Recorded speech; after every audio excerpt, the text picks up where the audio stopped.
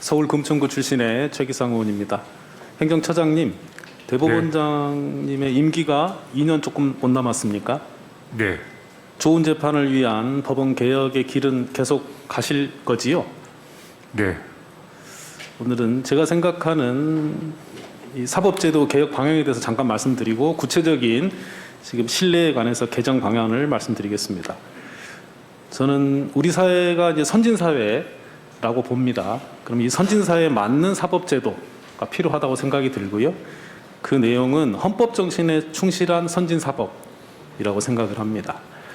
이 선진 사회에서 우리 시민은 오직 자유롭게 이해 법에 복종합니다. 그렇기 때문에 그 중심에 법원이 있는 것이 아니라 국민이 있습니다. 우리 판사들은 재판의 주제자입니다. 주인공이 절대 아니라는 말씀입니다. 우리 국민들께서 사법 절차에서도 헌법 원칙에 따른 책임 있는 재판을 통해서 민주공화국 주인으로서 존중받을 때 비로소 선진사법 체제라고 할 것입니다. 근데 현실은 아쉽게도 우리 판사 중심의 사법 절차입니다. 그래서 어렵고 불편하고 힘듭니다. 이걸 고쳐달라고 하면 법원에서 늘 하시는 말씀은 판사 수를 늘려달라. 현실이 어렵다라는 말씀을 하시는데요.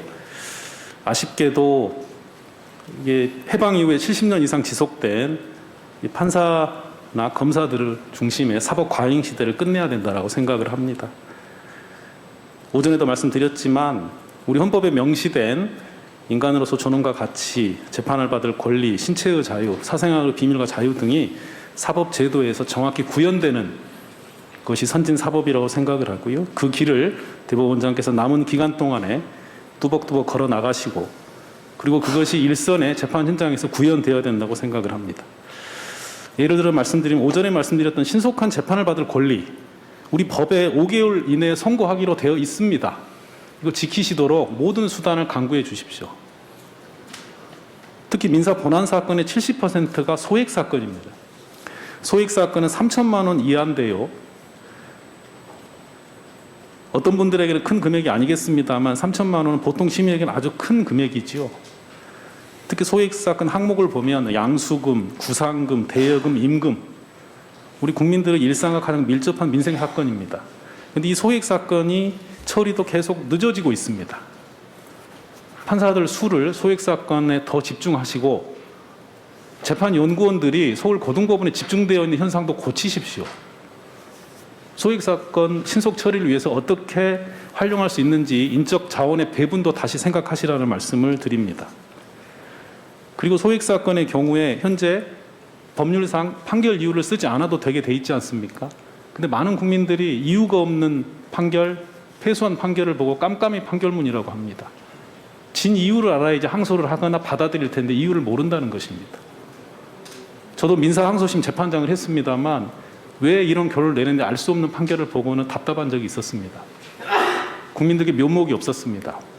이 부분도 저도 개정 법률안을 냈습니다만 판사들이 힘들더라도 이유를 쓰는 게 원칙으로 생각하시고 쓰지 않는 경우로 예외로 두는 게 맞다고 생각을 합니다. 이런 부분의 법률 개정안 혹시 제가 제출했는데 혹시 살펴보신 적 있으신가요, 처장님? 네, 네, 그리고 판결문 공개 범위나 판결문에 대한 국민들의 접근 부분에 대해 오늘 다른 의원님들도 말씀하셨는데요. 저도 이번 국정감사 준비하면서 과정을 살폈더니 너무 어렵습니다, 여전히.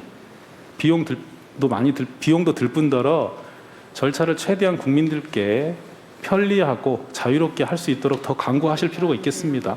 미국 등 선진 사례가 있으니까요. 그리고 그 부분에 관해서 국회가 예산으로 뒷받침할 수 있는 부분이 있으면 상의를 하시면 좋겠습니다. 네.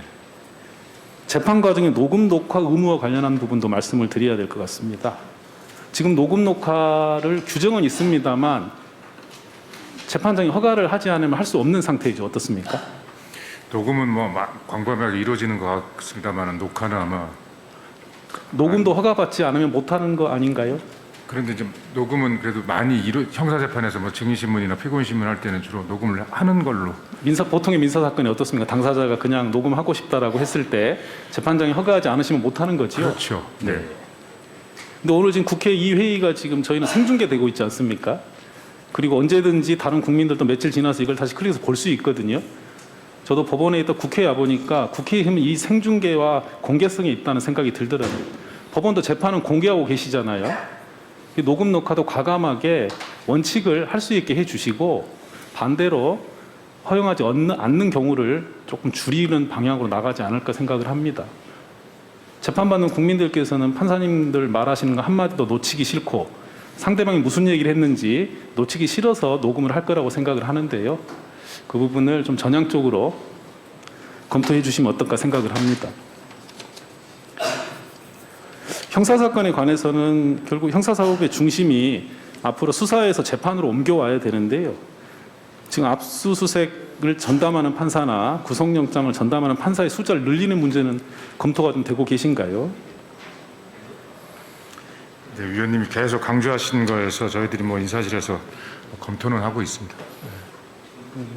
형사 전문법관 제도 부분 어떻습니까? 아시다시피 수사권 조정으로 경찰의 수사, 공수처의 수사, 검찰의 수사를 포함하면 전체적으로 수사의 역량이 강화돼서 국민의 인권 침해 가능성이 높아졌다고 보여지는데요. 그럴 경우에 법원에서 견제와 통제의 필요성이 더 커졌는데 그러려면 형사 전문법관에 대한 검토도 필요해 보이는데요. 그 부분에 대한 의견이 좀 있으십니까? 아주 개인적으로는 그 위원님 말씀 말마따나 지금 우리 형사재판이 역할과 기능에 대한 국민의 기대가 높습니다. 그리고 또 해야 되고요. 국민의 기대를 떠나서 법에 따라서 재판을 해야 되기 때문에요. 그래서 방향성 자체에 대해서는 매우 공감하는 입장입니다만 또 이 형사 전문법관에 대한 우리 일선 판사님들에 대한 선호랄까 뭐 그런 경향을 보였더니 좀 여러모로 좀 저희들 입장에서는 긍정적이지 않은 이 상황이어가지고요. 좀 더 많이 설득하고 해야 될 역할이 저에게 좀 주어져 있다 이 정도 말씀드리겠습니다. 그럼 어떻게 해요?